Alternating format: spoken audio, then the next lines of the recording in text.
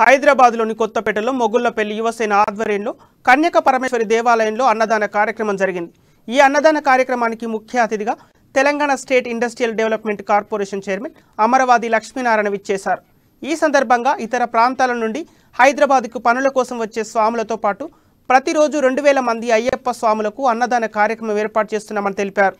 అయ్యప్ప స్వామి ఆశీస్సులతో దాతల సహకారంతో 12 సంవత్సరాలుగా అన్నదాన కార్యక్రమాన్ని విజయవంతంగా నిర్వహిస్తున్నామని లక్ష్మీనారాయణ పేర్కొన్నారు.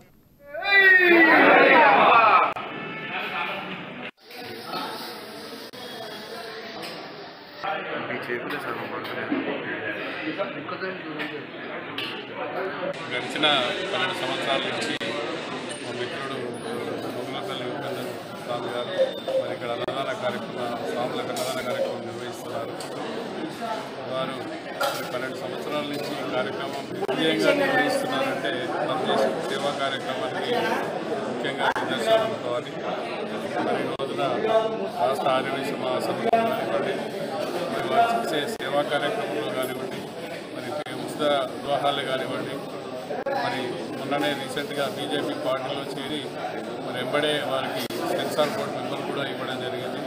గడిచిన 12 సంవత్సరాల నుంచి